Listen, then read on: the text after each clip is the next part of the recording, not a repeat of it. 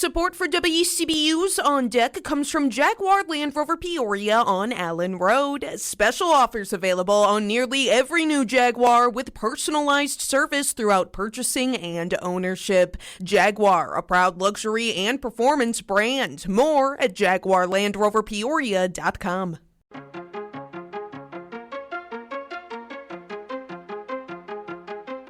A Peoria proposal to ban homeless encampments draws criticism. That's just one of the things you'll want to hear about to start your day for Thursday, August 22nd.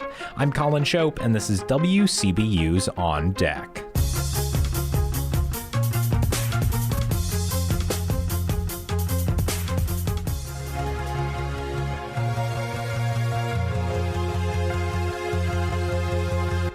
First on deck today, East Peoria's plans for the future, with the latest details on the city's development of 2045's comprehensive plan. Director of Planning and Community Development Ty Livingston updated the council with the latest work on the plan this week. He says while collecting input from residents, they've seen a rising demand for mixed-use housing. You can think of areas within the immediate area as well as other places that people have visited where you've got some sort of commercial activity on the ground floor, whether it be a restaurant or a shop, and then on the floors above you have residential living. Livingston says the city is already making progress on some mixed-use projects. For example, the Blue Town Apartments by City Hall, which plans to include commercial businesses and start moving in renters early next year.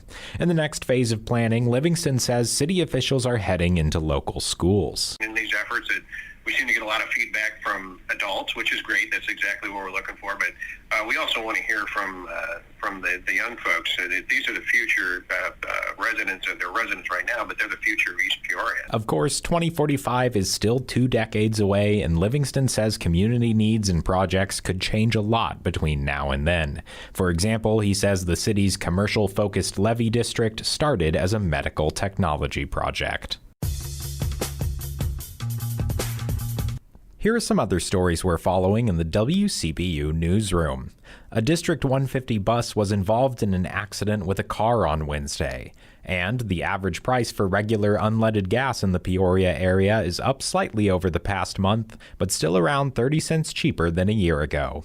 Plus, Peoria is putting another $1.5 million in state money into a collaborative effort targeting vehicle thefts and related offenses. You can find more of these stories and all the details at WCBU.org.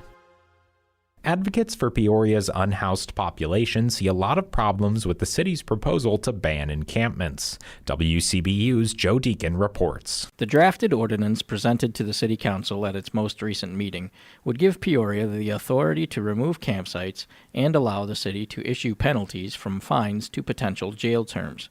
Chris Schaffner, the executive director of Jolt Harm Reduction, tells the council such a policy is misguided.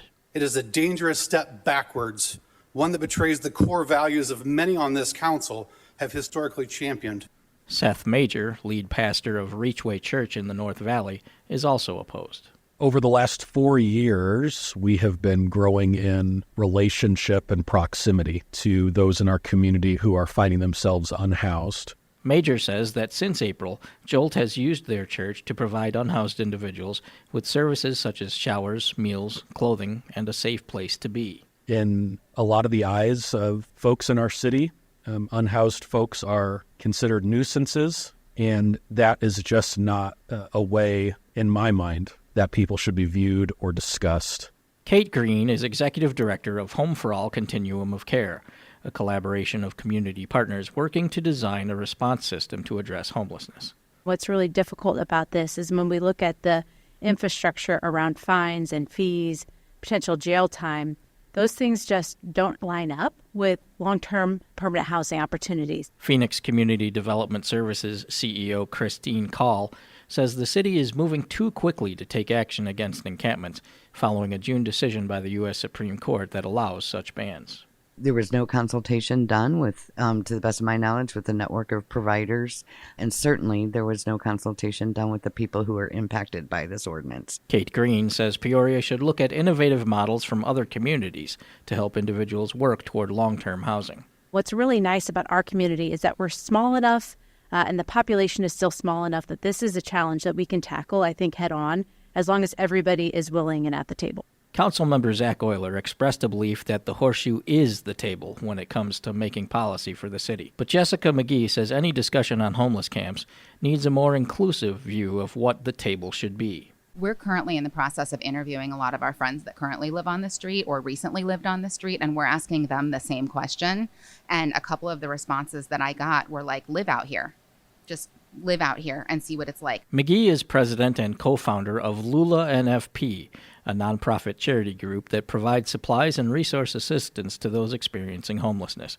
She says banning camps would only make inhabitants less visible. So when people are less visible, my point is that they're harder to find, which means we can't get them on housing lists.